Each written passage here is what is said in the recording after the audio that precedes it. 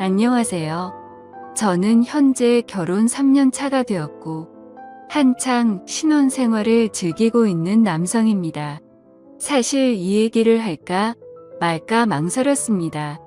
하지만 저 혼자만의 생각으로 되돌릴 수 없는 일을 저지른다면 나중에 너무 큰 후회가 되지 않을까 싶어서 글을 남기게 되었습니다. 이야기를 시작하기에 앞서서 제 고민을 말씀드리면, 저는 제 아내를 옆에 두고 있지만 계속해서 장모님이 생각나서 미칠 것 같습니다. 제 이야기를 읽어봐 주시고 어떻게 하는 게 현명할지 좋은 말씀 부탁드립니다. 저는 원래 가진 것 없는 흙수저 출신입니다. 그래서 돈에 관심이 굉장히 많았고 사업에 큰 뜻이 있었죠. 어릴 때는 공부도 썩 잘하지 못했고 할 줄 아는 거라고는 운동밖에 없었습니다. 그렇게 자라오다 보니 저는 자연스럽게 헬스 트레이너라는 직업이 생겼죠. 결국 저는 남들보다 열심히 살았습니다. 몇 년 동안을 열심히 돈을 모았고 결국에는 동네에 작은 헬스장을 차리게 되었죠. 참 작지만 나름대로는 의미가 깊은 곳이었습니다. 앞으로의 삶에 큰 기대도 주었고 지금의 아내도 그곳에서 만났으니깐요. 아무쪼록 처음에는 영업이 잘 된 덕분에 승승장구할 것만 같았습니다. 그래서 큰 걱정 없이 지금의 제 아내와 결혼까지 하게 되었죠. 하지만 생각처럼 삶을 녹록치가 않더군요. 헬스장을 운영하다 보니 경영 악화로 인해서 회원들은 줄어들었고 결국에는 모아둔 돈은 바닥이 나서 빈털터리 신세로 결국 폐업을 하게 되었습니다. 정말 앞날이 깜깜했고 스트레스로 탈모까지 진행될 정도로 너무 많이 힘들었습니다. 그렇게 힘든 시기에 저희 부부에게 손을 내밀어준 분이 있었는데 그게 바로 장모님이었습니다. 그때는 일단 당장 저희가 살던 집을 정리해서 빚을 다 갚았고 당장 마땅히 갈 곳이 없어서 숙박업소에 전전긍긍하던 시절입니다. 그런 저희 소식을 듣게 된 장모님이 연락이 오시더군요. 장모님 댁에서 함께 살면서 다시 시작하는 건 어떻겠냐고 말씀을 해주셨습니다.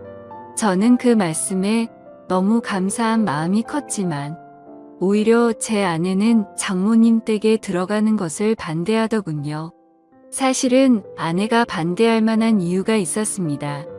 다들 아내가 친정으로 들어간다고 하면 좋아할 거라고 생각하시겠지만 아내는 그렇지 않은 게 장모님과 별로 사이가 좋지 않았기 때문이죠. 왜냐하면 장모님은 아내의 친엄마가 아니라 새엄마였기 때문입니다.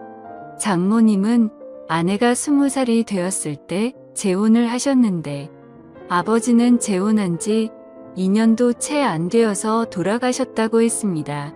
그래서 장인어른이 살아계실 때는 가족처럼 지내기 위해 노력했었다고 하는데 장인어른이 돌아가시고 난 뒤로는 아내가 곧바로 독립을 했다고 하더라고요. 그렇다고 기분 나쁘게 집을 나온 건 아니었고 취직을 하면서 회사 근처로 옮긴다며 자연스럽게 나와서 지냈다고 했습니다. 아무쪼록 그렇게 집 밖으로 나와서 지내게 되니 함께 지내면서 친해질 시간은 딱히 없게 되었던 거죠. 그래서 아내와 장모님은 여전히 서먹서먹한 사이였습니다. 그렇다고 서로 싫어하는 건 아니었습니다. 아내도 처음 재혼을 할 때 별로 싫어했던 건 아니었다네요. 물론 새엄마가 자신과 나이 차이가 15살밖에 차이가 나지 않는 건 몰랐다네요. 그래서 언니 같은 느낌이 강했고 엄마로 느껴지기에는 조금 어려웠던 거죠. 게다가 아버지를 믿고 결혼을 했는데 금방 세상을 떠나셔서 오히려 미안했다고 했습니다. 그냥 말 그대로 서로가 싫어하는 게 아니라 별로 친하지가 않았을 뿐이었죠. 하지만 장모님은 제 아내를 많이 위해주는 착한 심성이셨던 것 같습니다. 안타깝게 결혼 생활을 짧게 하고 남편을 떠나보냈지만 유산 덕분에 그래도 일도 하지 않고 잘 먹고 잘 사는데 아내가 길바닥에 나앉았다고 하니 차마 지켜만 볼 수 없으셨던 거죠. 여하튼 저는 아내가 불편할 걸 알았지만 어쩔 도리가 없었습니다. 아무리 생각해도 현실적으로 가장 합리적인 선택은 처가살이였죠. 제 본가는 시골에 있어서 간다고 하더라도 주변에 논과 밭밖에 없어서 제대로 된 직장을 구할 수도 없는 노릇이었고 다시 재기하기에는 결코 갈 수가 없다고 생각했습니다. 장모님이 계신 집이 평수도 넓은데 혼자 계시기에는 남는 방도 많았으니 저와 아내가 조금만 불편함을 감수한다면 아주 이상적인 선택이라고 생각을 했습니다. 그래서 저는 며칠 동안 끈질기게 아내를 설득하고 또 설득을 했습니다. 평생 같이 지내는 것도 아니고 집을 얻을 수 있는 돈을 모을 때까지만 장모님 댁에서 지내자고 했죠. 결국 아내도 현실과 타협을 하게 됐고 저희는 그렇게 장모님 댁으로 들어가게 되었습니다. 솔직히 저라고 마음이 편했을까요? 저도 염치가 있었기에 정말 너무나도 마음이 불편하긴 했었습니다. 하지만 어쩔 수 없이 장모님 댁에 들어가서 살게 되었죠. 그렇게 한 달이라는 시간이 지났습니다. 아내는 원래 다니던 회사에 계속해서 다녔고 저는 장모님 댁에서 멀지 않은 곳에 헬스 트레이너로 취직을 하게 되었죠. 저는 직업의 특성상 사람이 많은 주말에는 쉬는 날이 없었고 평일 중에 하루만 쉬는 날이 있었습니다.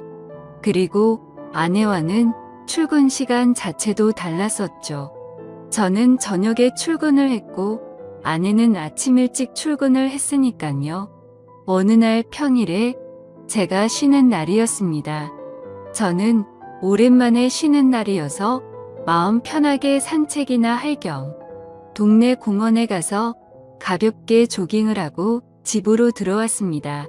그런데 문을 들어서는 순간 깜짝 놀랐습니다. 거실에 의자는 나뒹굴고 있었고 장모님은 쓰러져서 앓는 소리를 내고 계시더라고요. 저는 놀라서 얼른 장모님께 달려 들어갔습니다. 몸 상태를 봤더니 다행히 어디가 부러지거나 한 건 아니었고 근육이 놀라서 경직이 되어 있었습니다. 무슨 일이냐고 여쭤봤더니 거실의 전등을 교체하기 위해서 의자 위에 올라가셨다가 의자가 넘어지는 바람에 바닥에 떨어졌다고 하시더라고요. 저는 제가 하면 되는데 왜 그렇게 하셨냐고 역정을 냈고 어디 다른 곳 크게 아픈 곳은 없냐고 물었습니다.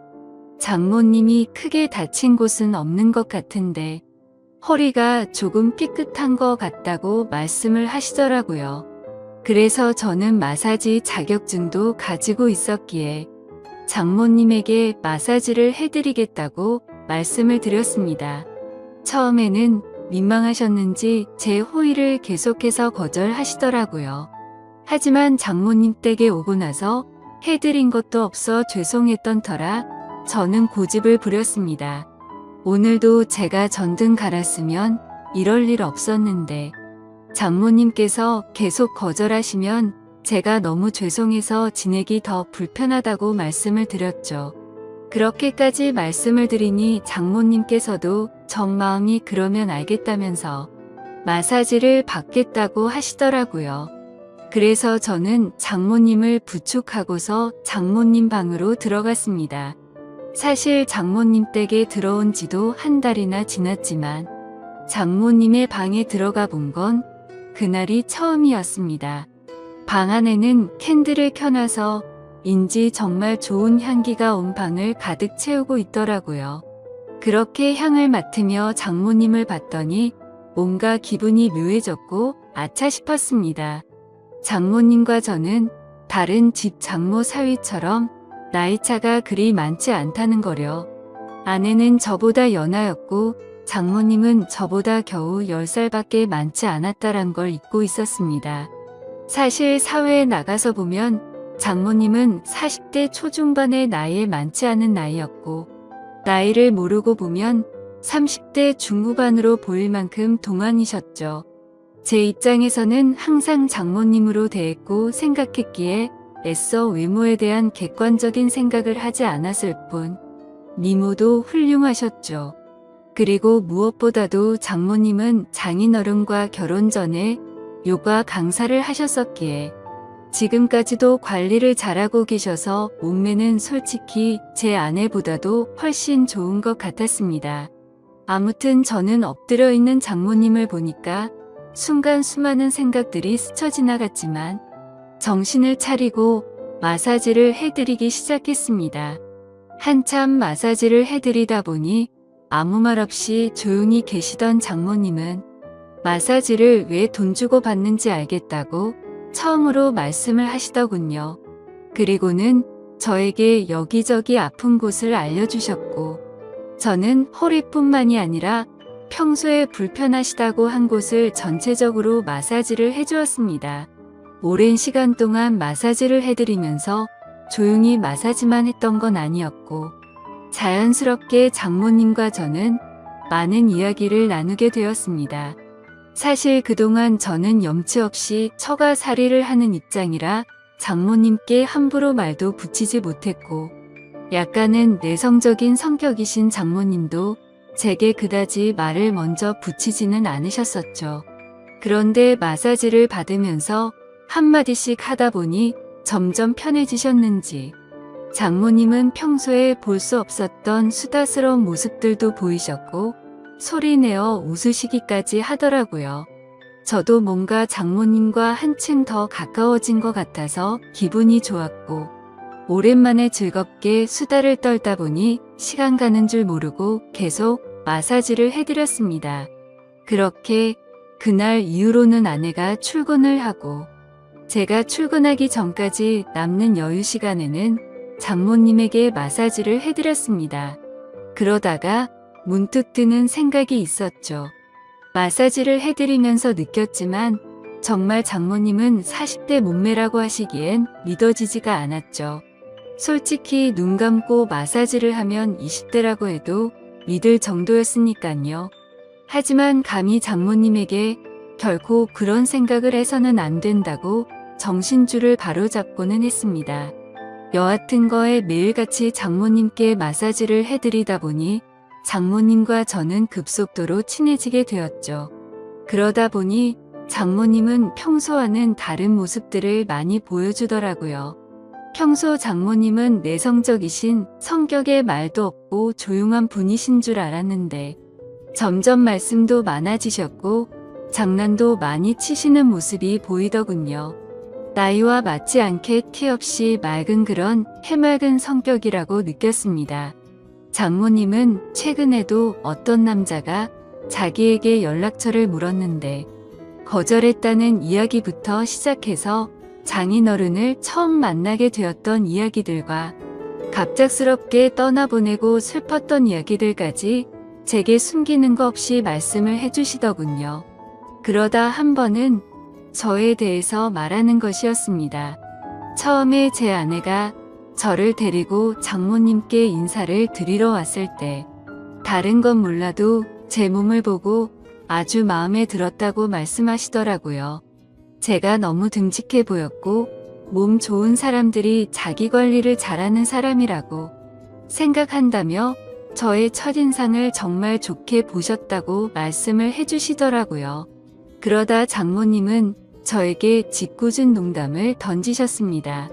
그런데 자신의 경험상 이렇게 몸 좋은 사람들 중에 밤에는 힘을 못 쓰는 사람이 허다해서 걱정이었는데 이틀 전에 그 걱정을 덜게 되셨다고 하더라고요. 저는 무슨 말인가 생각을 한참 하다가 깜짝 놀랐습니다. 이틀 전이라면 아내와 제가 이세를 갖기 위해서 사랑을 나눴던 날이었습니다. 그렇다면 저와 아내가 사랑을 나누는 소리를 장모님이 다 들으셨다는 건데 저는 민망하기도 하고 부끄럽기도 해서 아무 말도 못하고 있었죠. 그러자 장모님은 갑자기 웃으시면서 부부 사이에 당연한 일을 한 건데 그렇게 부끄러워하지 않아도 된다고 말씀을 하시더라고요. 그러시고는 제 아내가 부럽다고 말씀을 하셨습니다. 자신은 지금 혼자 지내게 된 지도 벌써 많은 시간이 지나다 보니 외롭다고 하시더군요. 그러다가 장모님은 갑자기 제 팔뚝을 어루만지시면서 이런 튼실한 팔뚝을 가진 남자가 곁에 있다는 건 정말 부러운 일이라고 말씀을 하셨죠. 그날 이후부터는 장모님의 장난스러운 스킨십은 계속되었습니다. 저도 기분이 썩 나쁘지는 않았죠. 솔직히 말해서 좋다고 생각도 했었습니다. 하지만 이러다가는 큰일이 벌어지겠다고 생각을 했고, 장모님에게는 저의 근무 시간이 바뀌었다고 거짓말을 했습니다. 그날부터는 저는 아내와 함께 출근을 하게 되었고, 아내가 퇴근하는 시간을 맞춰서 같이 집으로 들어갔었죠. 그렇게 저는 가정의 평화를 위해 장모님과의 거리를 두기 시작했습니다. 장모님도 제가 아내와 함께 있으니 둘이 있을 때처럼 함부로 장난을 치지는 못하셨고, 별탈 없이 시간이 흘러가고 있었죠. 그러다 며칠 뒤 저는 아침에 아내와 함께 출근을 하기 위해 집 밖으로 나왔고, 마땅히 갈 곳이 없어서 집 근처 커피숍에서 휴대폰을 하면서 시간을 보내고 있었습니다. 그런데 갑자기 장모님에게 전화가 오더군요. 무슨 일이지 싶어서 전화를 받았더니 장모님은 제게 어디냐고 물으시더라고요. 저는 지금 헬스장에서 일을 하고 있다고 했죠. 그러자 장모님은 요즘 헬스장에서는 무슨 커피도 파냐고 묻더라고요. 저는 그 말에 무슨 말을 하시는 거지 싶어서 고개를 들었더니 커피숍 입구 쪽에서 저를 노려보고 있는 장모님을 발견하고 말았습니다. 그리고는 장모님은 아무 말도 안 하시고 전화를 끊으시고는 밖으로 나가 버리셨죠. 그날 이후로는 정말 집안 분위기가 엉망진창이 되었습니다. 그렇지 않아도 서먹서먹한 분위기였는데 그때부터는 한기까지 느껴질 정도였죠. 그래서 저는 하루하루가 바늘 방석에 앉아서 생활하는 것처럼 너무 많이 불편했었습니다. 그렇게 불편한 나날을 보낸 지도 몇 주가 지나갔고, 아내는 회사 워크숍이 있어서 1박 2일로 자리를 비운다고 하더군요. 저는 어색한 걸 너무 싫어하는 성격이라 솔직히 그때부터 너무 초조했고 미칠 것 같았습니다. 차라리 친구들을 만나서 밤새도록 술이나 먹고 들어올까부터 시작해서 여행이라도 다녀온다고 할까 등 수많은 여러 가지 생각을 했지만, 아내가 자리를 비울 때 기회다 싶어서 같이 자리를 비우면 일을 더 악화시킬 것 같아서 차마 그런 방법을 선택할 수는 없겠더라고요. 그래서 저는 장모님과 이런 불편한 관계로 계속해서 지낼 수는 없는 노릇이었기에 결국 정면 돌파를 하기로 마음을 먹게 되었습니다. 저는 아내가 워크숍을 간 날 삼겹살과 소주 등 장모님께서 좋아할 만한 것들을 잔뜩 사들고서 집으로 들어갔습니다. 장모님의 방문을 노크하면서 장모님께 그동안 죄송했다며 함께 먹자고 말씀을 드렸죠. 하지만 제게 많이 화가 나신 장모님은 대꾸도 하지 않으시더라고요. 그래서 저는 간곡히 계속해서 부탁을 드렸고, 결국에는 장모님은 제 성화에 모시겨 식탁에 앉으셨습니다. 저는 열심히 고기를 구워서 쌈도 싸드렸고, 장모님의 잔이 비지 않도록 소주도 계속 채우면서 허심탄회하게 이야기를 시작했습니다. 장모님께서는 장난이라고 제 몸을 계속 만지시는데 솔직히 저한테는 정말 부담스러운 일이었다고 했죠. 그러자 장모님은 그게 그렇게 싫어서 거짓말까지 하고 그랬냐고, 그냥 싫으면 싫다고 하지 그랬으면 굳이 안 했을 텐데 왜 이상한 사람을 만드냐고 화를 내셨습니다.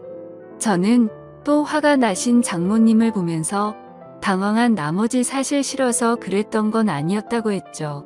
그런데 그 말을 하자마자 아차 싶었습니다. 장모님은 곧바로 싫은 게 아니면 뭐냐고 물으셨습니다. 이런 말씀 드리기 그렇지만 사실 장모님께서 저를 만지실 때마다 좀 느낌이 이상했다고 했죠. 장모님은 그때부터 뭔가 표정이 달라지시더니 무슨 느낌이 이상하냐고 했습니다. 그래서 저도 술도 취했겠다. 그동안 억울했던 마음도 있었던 터라 생각 없이 말을 내뱉기 시작했습니다. 장모님처럼 젊으시고 예쁘신 분이 저를 만지시니까 당연히 이상한 생각이 들고 그랬다고.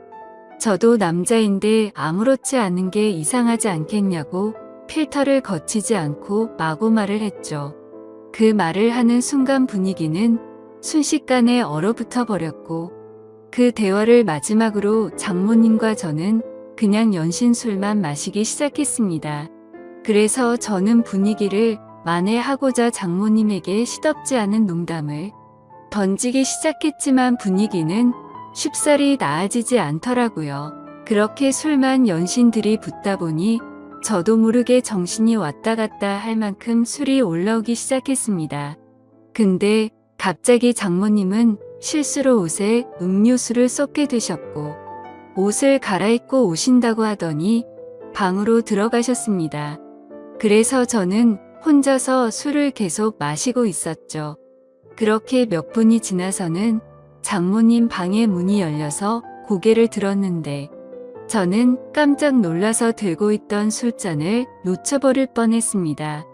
장모님은 차마 입에 담지 못할 그런 복장으로 갈아입으시고는 저에게 다가와서 조용히 말했습니다. 나 지금 많이 취해서 기억이 하나도 안 날 것 같아. 너도 그렇지 않냐며 제게 묻더라고요. 저도 술에 취한 나머지 그렇다고 고개를 끄덕였습니다. 그랬더니 장모님은 갑자기 제게 다가오셔서는 우리 오늘은 기억에서 지우자 하고는 저를 끌어안았습니다. 장모님과 저는 그렇게 술에 취해서인지 무언가에 홀렸던 건지 결코 돌이킬 수 없는 실수를 저지르고 말았던 겁니다. 다음날 아침 숙취로 인해 두통을 겪으면서 일어났는데 순간 어제 있었던 일이 생각나면서 너무 두려웠죠. 저는 장모님이 깰까봐 조용히 밖으로 나와서 평상시처럼 식탁을 치우고 샤워를 했습니다. 제가 샤워를 하던 중에 장모님도 일어나셨는지 평상시와 다름없이 제가 먹을 아침을 차려주셨습니다. 그날부터 저와 장모님은 더 어색한 사이가 되었습니다. 마주칠까봐 서로가 서로를 피하는 듯한 느낌이었죠. 그렇게 며칠이 지나게 되었고 장모님은 따로 아내를 부르더니 통장을 하나 건네주었습니다. 좋은 집은 아니어도 오피스텔 보증금 정도는 될 것 같다면서 줬다고 하더군요. 그렇게 그날 이후로 저와 아내는 장모님 댁에서 나오게 되었고 새로운 오피스텔을 얻어서 지내고 있습니다. 그로부터 벌써 한 달이라는 시간이 지났습니다. 정말 그날 일은 잊으려고 무던히도 애써봤고 사실 금방 잊혀질 거라고 생각했습니다. 그런데 제가 정말 미쳐버린 건지 그날 있었던 일이 너무 생생하고 그립다고나 할까요? 정말 제가 이래서는 안 되는데 제 아내를 옆에 두고서 저는 장모님이 계속해서 생각나서 미쳐버릴 것 같습니다. 차마 이런 생각을 하는 것조차 욕을 먹어 마땅한 그런 일인 걸 잘 알지만 사람 마음이라는 게 수학 공식처럼 답이 정해져 있는 게 아니잖아요. 장모님의 얼굴을 한 번 더 보고 나면 제 마음이 착각을 했구나 생각할 수도 있을 것 같은데 용기를 내서 장모님에게 연락을 하는 게 맞을지 어떻게 해야 할지를 잘 모르겠네요.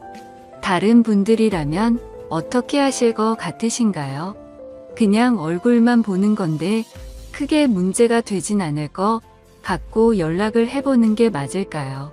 아니면 지금처럼 계속 참아가면서 살아가는 게 맞을까요? 부디 현실적인 답변 부탁드리겠습니다. 감사합니다.